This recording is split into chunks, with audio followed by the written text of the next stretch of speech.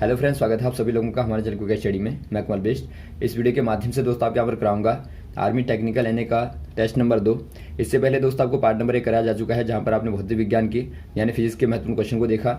और आज दोस्तों यहाँ पर आप पार्ट नंबर 2 में देखेंगे भौतिक विज्ञान के यानी कि फिजिक्स के महत्वपूर्ण क्वेश्चन, जो कि आपके बार बार पूछे जाते हैं और जिनकी बहुत बहुत पूछे जाने की संभावना रहती है। तो आराम से दोस्तों आप टॉपिकों को देखेंगे। यदि आपने शुरू वाले पार्ट को ना देखा हो दोस्तों, तो आप पार्ट नंबर 1 को जरूर देख लें और यहाँ पर लगातार आप श्रृंखला में पार्टों को देखते रहेंगे। तो शुरू करते हैं क्वेश्चनों को। और साथ में दोस्तों यदि आपने हमारे चैनल को सब्सक्राइब ना किया हो तो प्लीज़ सब्सक्राइब कर लें, ताकि आपको लगातार इस प्रकार की वीडियोज़ मिलते रहें। देखिए पहला क्वेश्चन क्या दिखता है दोस्तों आपको। एक वर्ष में प्रकाश द्वारा चली गई दूरी है, यानी आपको बताना है distance travelled by light in 1 year.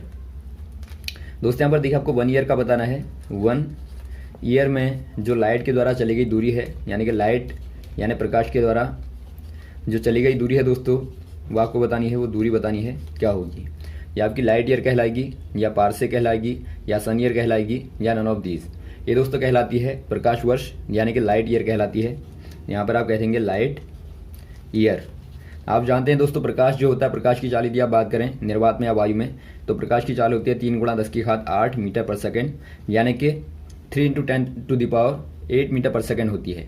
या फिर आप कह सकते हैं दोस्तों प्रकाश जो होता है 1 सेकेंड में कितना चलता है, 3 × 10⁸ मीटर चलता है।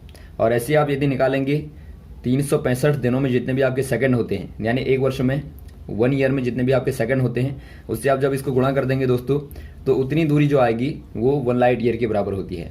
तो यहाँ से आपको मालूम हो गया होगा कि लाइट ईयर बहुत ही बड़ा मात्रक होता है दूरी का, यानी बहुत बड़ी दूरियों को मापने के लिए। फॉर एग्जाम्पल दोस्तों आप कह सकते हैं जो आपकी खगोलीय दूरियाँ होती हैं, जो खगोलीय कहने का मतलब है दोस्तों जो खगोलीय पिंडों की दूरियां होती हैं, जो फॉर एग्जांपल आप यदि चांद और चंद्रमा और पृथ्वी के बीच की दूरी मापें, या सूर्य और तारों के बीच की दूरी मापें, तो यहाँ पर आप दोस्तों इनको काहे में मापेंगे, इनको आप प्रकाश वर्ष में मापते हैं, या फिर दोस्तों आप पारसेक में मापते हैं।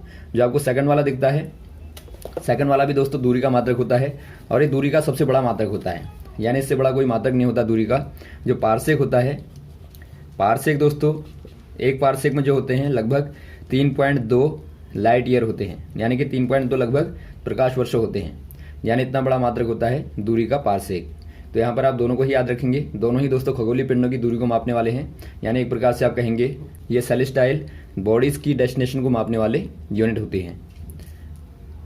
तो यहाँ पर आंसर हो जाएगा ऑप्शन नंबर ए वाला। अगला क्वेश्चन देखिए दोस्तों, यदि एक लेंस की क्षमता -0.5 डायोप्टर है तो उसकी फोकस दूरी क्या हो जाएगी। यानी आपको बताना है if power of a lens is -0.5 dioptre it's focal length will be. दोस्तों यहाँ पर देखिए आपको क्या दिया है, आपको लेंस की पावर दी है, यानी क्षमता दी है दोस्तों। क्षमता बराबर क्या दी है, -0.5 डायोप्टर। जो यहाँ पर आपका दोस्तों डायोप्टर होता है, ये क्या होता है दोस्तों, लेंस की क्षमता का मात्रक होता है। ये पूछ लिया जाता है, आप याद रखेंगे। जो लेंस की पावर की यूनिट होती है वो दोस्तों डायोप्टर होती है, इसको आप डी से रिप्रेजेंट करते हैं। और यहाँ पर देखिए आपको माइनस दिया है, तो माइनस होने का मतलब दोस्तों ये कौन सा वाला लेंस होगा, ये हो जाएगा आपका कॉनकेव यानी कि अवतल लेंस हो जाएगा। और यदि आपकी पॉजिटिव है तो वहाँ पर क्या होगा, वहाँ पर उत्तल लेंस होगा, यानी एक प्रकार से आप कहेंगे कॉन्वेक्स लेंस होगा। तो यहाँ पर अवतल लेंस है, ये आपको मालूम हो गया। अब यहाँ पर आपको निकालना है फोकल लेंथ को। दोस्तों यहाँ पर आपको मालूम होना चाहिए जो पावर और फोकल लेंथ में जो संबंध होता है, यानी जो फोकस दूरी और क्षमता में संबंध होता है लेंस की, ये आपका होता है P = 1/f मीटर में। यहाँ पर आप ध्यान देंगे जो आपका रिलेशन होता है ये दोस्तों आपका मीटर में होता है। यदि आपको दोस्तों फोकल लेंथ यहाँ पर सेंटीमीटर में दी होगी तो आपको पहले मीटर में कन्वर्ट करना है। तो यहाँ पर देखिए आपको क्या निकालना है, यहाँ पर आपको f निकालना है, तो f बराबर क्या हो जाएगा, 1/p हो जाएगा। तो 1/p में आप मान रखेंगे तो आपको मिल जाएगी फोकस दूरी, यानी f बराबर हो जाएगा 1/-0.5। और यहाँ से आप निकालेंगे, हल करेंगे तो आपको क्या मिलेगा, -10/5 हो जाएगा। और -10/5 को आप हल करेंगे तो आपको मिलेगा -2, यानी कि दोस्तों -2 मीटर क्या हो जाएगी, यहाँ पर फोकल लेंथ हो जाएगी, यानी कि फोकस दूरी हो जाएगी। तो ऑप्शन नंबर कौन सा वाला हो जाएगा, ऑप्शन नंबर यहाँ पर आपका डी वाला हो जाएगा, -2 मीटर। अगला क्वेश्चन देखिए दोस्तों, डेसिबल किसका मात्रक होता है, यानी आपको बताना है dB इज यूनिट ऑफ। दोस्तों यहाँ पर देखिए जो आपका डेसिबल होता है उसको आप शॉर्ट में dB लिखते हैं। तो ये किसका मात्रक होता है आपको बताना है, ये बल का मात्रक होगा, आयतन का मात्रक होगा, या ध्वनि का मात्रक होगा, या वेग का यानी कि वेलोसिटी का मात्रक होगा। ये दोस्तों यहाँ पर हो जाएगा ध्वनि का मात्रक, यानी कि साउंड की यूनिट होती है, यानी ध्वनि का मात्रक होता है।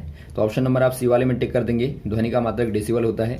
और वैसे यदि आपको बल का मात्रक बताना होगा, फोर्स का मात्रक बताना होगा दोस्तों, तो आप जानते हैं इसका होता है न्यूटन होता है। और वैसे यदि आप आयतन का निकालें तो आयतन का होता है मीटर का क्यूब, यानी आप कह सकते हैं घन मीटर होता है। और वैसे आप थर्ड वाले यहाँ पर डी वाले को निकालें वेग का मात्रक, तो वेग बराबर आप जानते हैं वेलोसिटी बराबर क्या होता है, वेलोसिटी बराबर दोस्तों आपका डिस्प्लेसमेंट अपॉन टाइम होता है, यानी कि ये हो जाएगा आपका मीटर पर सेकेंड। तो यहाँ पर आपको सारे मात्रक लगातार याद होने चाहिए ताकि आपको जो भी पूछा जाए आराम से आप बता पाएं। अगला क्वेश्चन यहाँ पर देखिए, पृथ्वी से h ऊंचाई पर रखी वस्तु की स्थितिज ऊर्जा क्या होगी, यानी आपको बताना है what will be the potential energy of an object who is placed at h height from earth surface. दोस्तों यहाँ पर देखिए माना अर्थ का सरफेस यहाँ पे है और यहाँ से h ऊंचाई पे यानी कि h हाइट पे कोई ऑब्जेक्ट को रखा गया है। माना इसका मास आप m मान लेंगे और हाइट h है, और आप मान लेंगे जो गुरुत्वीय त्वरण है वो आपका g है, यानी कि जो ग्रेविटी है दोस्तों वो यहाँ पर स्मॉल g है। तो यहाँ पर जो आपकी पोटेंशियल होती है दोस्तों, यानी कि एक प्रकार से आप कहेंगे जो स्थितिज ऊर्जा होती है वो पिंड को यहाँ तक ले जाने में किया गया कार्य होती है। और यहाँ पर आप देखते हैं कितना कार्य हुआ दोस्तों, कार्य यानी कि वर्क बराबर क्या होता है, वर्क इक्वल टू होता है आपका डिस्प्लेसमेंट इनटू फोर्स होता है। और यहाँ पर आप देखते हैं जो बल लगेगा दोस्तों, बल कौन सा वाला लगेगा, जो पिंड का वेट होगा, यानी कि जो यहाँ पर ऑब्जेक्ट का भार होगा या वेट होगा वो दोस्तों आपका mg होगा नीचे की ओर, तो ये आपका बल के रूप में आ जाएगा, F इक्वल टू आपका mg हो जाएगा। और साथ में जो डिस्प्लेसमेंट है यानी कि जो विस्थापन हुआ है यहाँ से लेके यहाँ तक हुआ है, यानी कि दोस्तों ये आपका h है, तो यहाँ पर आप विस्थापन को h रख देंगे। तो यदि आप मान को रखेंगे दोस्तों तो फोर्स बराबर आपका mg हो जाएगा और जो डिस्प्लेसमेंट है वो आपका h हो जाएगा, यानी जो आपकी पोटेंशियल एनर्जी हो जाएगी वो आपके यहाँ पर mgh आ जाएगी, या फिर आप कहें दोस्तों द्रव्यमान गुणा गुरुत्वीय त्वरण गुणा ऊंचाई। तो ऑप्शन नंबर कौन सा वाला दिखता है, ऑप्शन नंबर यहाँ पर आपको बी वाला दिखता है, तो बी वाला आपका सही हो जाएगा। वैसे आपका जो पहला वाला फॉर्मूला है 1/2mv², या फिर आप कहें हाफ mv², ये दोस्तों काइनेटिक एनर्जी का होता है। तो आप दोनों को ही याद रखेंगे, पोटेंशियल एनर्जी आपका सेकंड वाला है और पहला वाला आपका है दोस्तों काइनेटिक एनर्जी का। अगला क्वेश्चन देखिए दोस्तों, द्रव्यमान को ऊर्जा में प्रथम किसने व्यक्त किया, यानी आपको बताना है who stage first mass into an energy form. दोस्तों यहाँ पर देखिए जो मास को यानी द्रव्यमान को ऊर्जा के रूप में व्यक्त किया, इसको देख सकते हैं दोस्तों आप मास एनर्जी इक्वेशन के द्वारा।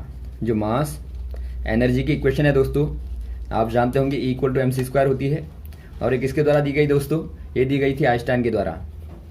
यानी आप कह देंगे आइंस्टाइन के द्वारा दोस्तों सर्वप्रथम ऊर्जा को द्रव्यमान में और द्रव्यमान को ऊर्जा में कन्वर्ट करने का यहाँ पर फॉर्मूला दिया गया, तो आप कह देंगे आइंस्टाइन के द्वारा पहली बार बताया गया। तो ऑप्शन नंबर यहाँ पर आपका हो जाएगा बी वाला। और साथ में इक्वेशन आप याद रखेंगे, इसका नाम है मास एनर्जी यानी कि ऊर्जा द्रव्यमान प्रमेय। तो ये क्वेश्चन भी आपका आता है, बताइए ऊर्जा द्रव्यमान प्रमेय क्या हो जाएगी, तो ये आपको मालूम होना चाहिए। अगला क्वेश्चन देखिए दोस्तों, संपूर्ण बलों का योग द्वारा किया गया कुल कार्य बराबर होता है, यानी आपको बताना है the total work done by the sum of all forces acting on a particle is equal to. दोस्तों यहाँ पर देखिए माना कोई पार्टिकल यहाँ पर है और इस पर अलग अलग प्रकार के फोर्सेज लग रहे हैं, माना F1 F2 या F3 लग रहा है, अलग अलग प्रकार से यहाँ पर लगाए जा रहे हैं। तो यहाँ पर जो आपका टोटल फोर्सों का समीशन होगा यानी कि बलों का जो कुल प्रमाण होगा उसके द्वारा जो कार्य किया जाता है दोस्तों वो किसके बराबर होगा आपको बताना है। तो यहाँ पर देखिए दोस्तों जितने भी बल यहाँ पर कार्य कर रहे हैं, तो यदि आप कार्य को निकालेंगे तो कार्य बराबर क्या होता है, कार्य बराबर बल गुणा विस्थापन होता है, यानी कि फोर्स इनटू डिस्प्लेसमेंट होता है। तो ये किसके बराबर होगा दोस्तों, ये बराबर होता है चेंज इन काइनेटिक एनर्जी। या फिर आप कहें दोस्तों जो पार्टिकल है जो यहाँ पर आपका कण है जिसके ऊपर बल लगाया जा रहा है उसकी जो गतिज ऊर्जा होती है, गतिज ऊर्जा में परिवर्तन के बराबर होता है। यानी जो आपने टोटल फोर्स लगाया, माना कोई पार्टिकल है, यहाँ पर आप दोबारा से आराम से देखेंगे, माना कोई पार्टिकल है पहले यहाँ पे था, माना यहाँ पे इसकी काइनेटिक एनर्जी आप इनिशियल फॉर्म में KI ले लेंगे, और बाद में माना यहाँ पर आपने जब बल लगाया, इस पर बहुत सारे बल लगाए, तो उसके बाद इसकी जो नई काइनेटिक एनर्जी हो जाएगी वो दोस्तों KF हो जाएगी। यानी आपका यहाँ पर है K इनिशियल और यहाँ पर आपका है K फाइनल। तो जो टोटल आपका जो दोस्तों कार्य होगा यानी जो W होगा वो आपका होगा KF माइनस KI, यानी कि इसे आप कहते हैं दोस्तों कार्य ऊर्जा प्रमेय।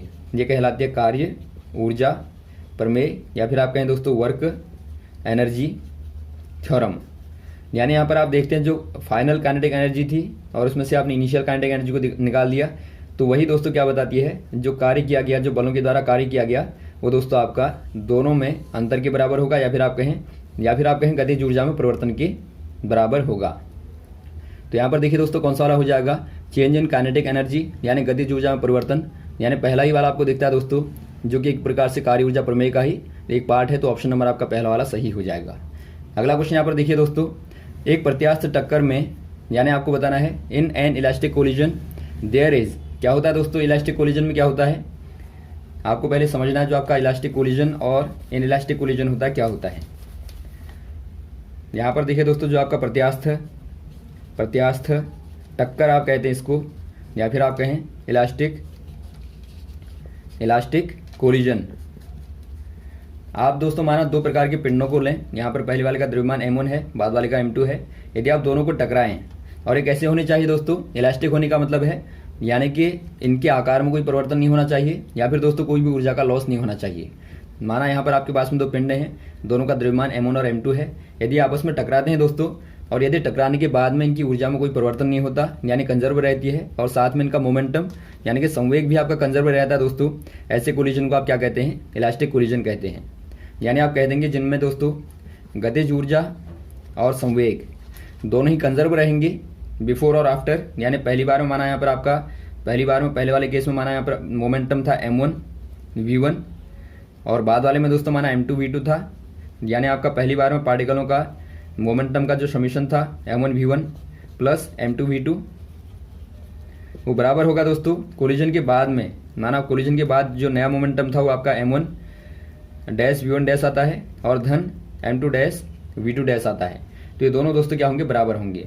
और साथ में वैसे यदि आप काइनेटिक की बात करें तो काइनेटिक में भी आपका सेम केस हो जाएगा, 1/2 m1 v1 का स्क्वायर धन 1/2 m2 v2 का स्क्वायर बराबर क्या हो जाएगा दोस्तों, 1/2 m1 डैश v1 का स्क्वायर v1 डैश का स्क्वायर और धन लेंगे m2 डैश v2 डैश का स्क्वायर। यानी एक प्रकार से आप कह सकते हैं टोटल जो ऊर्जा होगी दोस्तों, गतिज ऊर्जा और जो संवेग होगा वो कंजर्व रहेगा, यानी कि संरक्षित रहेगा। तो यहाँ पर आप देखिए ऑप्शन नंबर आपको सी वाला दिखता है, momentum and kinetic energy are conserved, यानी कि संवेग और गतिज ऊर्जा क्या रहेंगी दोस्तों, संरक्षित रहेंगी। तो ऑप्शन नंबर सी वाला आपका सही हो जाएगा। अगला क्वेश्चन देखिए दोस्तों, कार्बनिक पदार्थों के जलने से कौन सी गैस निकलती है, यानी आपको बताना है which gas is released after combustion of carbon material. दोस्तों यहाँ पर देखिए जो कार्बन मैटर होते हैं, यानी जो कार्बनिक पदार्थ होते हैं, उनके जलने से कौन सी वाली गैस निकलती है आपको बताना है। एग्जाम्पल के तौर पर दोस्तों यदि आप कोल को ले लो, कोल यानी कि कोयले को ले लें दोस्तों आप, और साथ में आपको जलाना है इसको। यदि आप कोयले को जलाएंगे दोस्तों तो कौन सी वाली गैस निकलेगी जलाने पे। आप दोस्तों जानते हैं जो कोयला होता है, कोयले में क्या होता है, मैक्सिमम कार्बन होता है, तो कार्बन कर देंगे कोयले की जगह पे। और धन यदि आपको जलाना है दोस्तों, आप जानते हैं जलाने के लिए कौन सी वाली गैस आवश्यक होती है, वो दोस्तों आपकी ऑक्सीजन होती है। तो यहाँ पर आप O2 के साथ में रिएक्शन कर देंगे तो क्या निकलेगा, CO2 निकलेगा। यानी दोस्तों हमेशा जो कार्बनिक पदार्थ होते हैं उनके जलने से कार्बन डाइऑक्साइड गैस निकलती है। तो ऑप्शन नंबर आपका हो जाएगा बी वाला, कार्बन डाइऑक्साइड। और यदि दोस्तों एक क्वेश्चन आता है कि बताइए यदि कम मात्रा में ऑक्सीजन मिलती है कार्बन को जलाने के लिए तो उस समय दोस्तों कौन सी वाली गैस बनेगी। यदि कार्बन दोस्तों O के कम मात्रा में जलता है, O2 के कम मात्रा में कहने का मतलब है यदि आपका केवल O होगा, यानी वहाँ पर दोस्तों बहुत ही कम ऑक्सीजन की मात्रा होगी, तो ऐसे वाले केस में क्या बनता है, ऐसे वाले केस में दोस्तों कार्बन मोनोऑक्साइड बनती है, जो कि एक प्रकार से बहुत ज़्यादा पॉइजनल होती है, बहुत ज़्यादा हार्मफुल होती है, या फिर आप कहें विषैली गैस होती है दोस्तों। और इससे क्या होता है, इससे दोस्तों जो रक्त होता है रक्त का थक्का बन जाता है, यानी कि क्लोटिंग हो जाती है ब्लड में, और व्यक्ति की तत्काल मृत्यु हो जाती है। आपने देखा होगा बंद कमरों में यदि अंगीठी जलाने पर क्या होता है, वहाँ पर दोस्तों कार्बन मोनोऑक्साइड बनती है, और ऐसे केस में बहुत सारे लोगों की दोस्तों मृत्यु भी हो जाती है।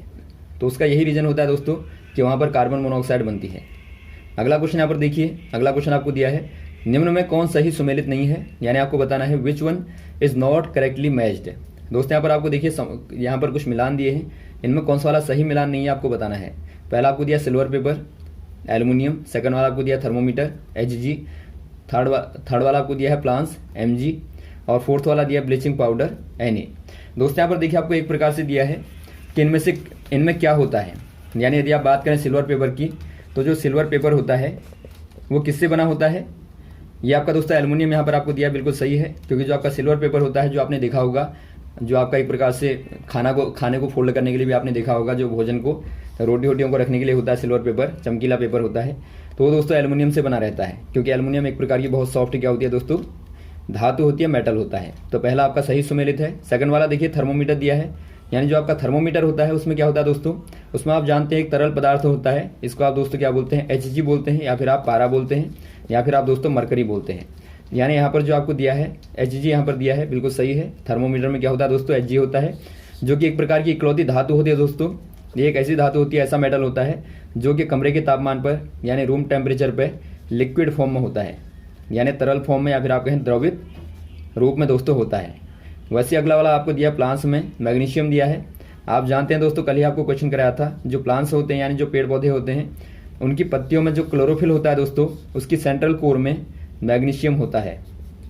यानी आप कह देंगे दोस्तों मैग्नीशियम यहाँ पर पाया जाता है हरे पेड़ पौधों में यानी प्लांट्स में पाया जाता है, तो ये भी आपका सही है। वैसे आपका थर्ड वाला दिया दोस्तों ब्लीचिंग पाउडर में Na। आप जानते हैं जो आपका ब्लीचिंग पाउडर होता है वो एक प्रकार से दोस्तों क्या होता है, ये दोस्तों पानी को शुद्ध करने के रूप में प्रयोग में आता है और इसका फॉर्मूला होता है CaOCl2। यानी यहाँ पर आप देखते हैं जो मेनली होता है दोस्तों, जो मेन आपका यहाँ पर एलिमेंट होता है वो क्लोरीन होता है, जबकि यहाँ पर आपको दिया सोडियम, तो यहाँ पर आपका हो जाएगा ये वाला गलत हो जाएगा। तो ऑप्शन नंबर डी वाले में आप टिक कर देंगे, जो कि सही सुमेलित नहीं है, यहाँ पर आपका Cl2 होना चाहिए। अगला क्वेश्चन देखिए दोस्तों, सर्वाधिक प्रकीर्णन किस रंग का होता है, यानी आपको बताना है most scattered colour of white light. दोस्तों यहाँ पर देखिए जो श्वेत प्रकाश होता है यानी जो व्हाइट लाइट होती है उसमें दोस्तों आप जानते हैं VIBGYOR यानी 7 कलर्स होते हैं, 7 रंग होते हैं। इनमें यदि आप ऊपर को जाएंगे दोस्तों तो लगातार क्या होता है, जो वेव लेंथ होती है, वेव लेंथ जो होती है दोस्तों वो लगातार क्या होती रहती है, वो लगातार बढ़ती रहती है। तो लगातार बढ़ती रहती है यानी कि तरंग दैर्ध्य लगातार बढ़ती रहती है। इससे क्या होगा दोस्तों, प्रकाश जो होगा कम से कम स्कैटर होगा यानी कम से कम फैलेगा। और यदि आप नीचे को जाएंगे दोस्तों तो यहाँ पर आप देखेंगे वेवलेंथ लगातार घट रही है और यहाँ पर जो कम से कम वेवलेंथ होगी दोस्तों यानी तरंग दैर्ध्य कम होगी, तो वहाँ पर ज़्यादा से ज़्यादा प्रकाश क्या होगा, वो स्कैटर होगा यानी फैलेगा। तो यहाँ पर आप कह देंगे दोस्तों आपका जो नीचे वाले से प्रथम जो आएगा वो ज़्यादा स्कैटर होगा बाद वाले से। तो यहाँ पर आप देखते हैं क्रम में कौन सा वाला है, क्रम में दोस्तों आपका पहले ब्लू है, बाद में आपका रेड यहाँ पर बहुत पीछे है, ग्रीन आपका बीच में है और येलो भी दोस्तों बीच में है। यानी आप कह देंगे ज़्यादा क्या होगा दोस्तों, ब्लू यानी कि नीला होगा। और यही रीज़न होता है दोस्तों जो आपको आसमान का रंग नीला दिखाई देता है, उसका कारण यही होता है कि यहाँ पर क्या है, जो आपका ब्लू कलर होता है वो ज़्यादा स्कैटर होता है, इसीलिए आपको आकाश का रंग नीला दिखाई देता है। तो यहाँ पर आप स्कैटरिंग को याद रखेंगे, इस क्रम में आपका लगातार होता है। तो ऑप्शन नंबर यहाँ पर आपका हो जाएगा पहला वाला ब्लू यानी कि नीला। तो यहाँ तक दोस्तों आप क्वेश्चन को तैयार करें, आगे वाले क्वेश्चन को लगातार आपको यूँ ही बताते रहेंगे, साथ में बने रहेगा। और यदि आपको वीडियो अच्छा लगा तो आप ज़रूर लाइक करें, शेयर करें ताकि अधिक से अधिक लोगों तक पहुँचे। Okay, thanks. जय हिंद, जय भारत।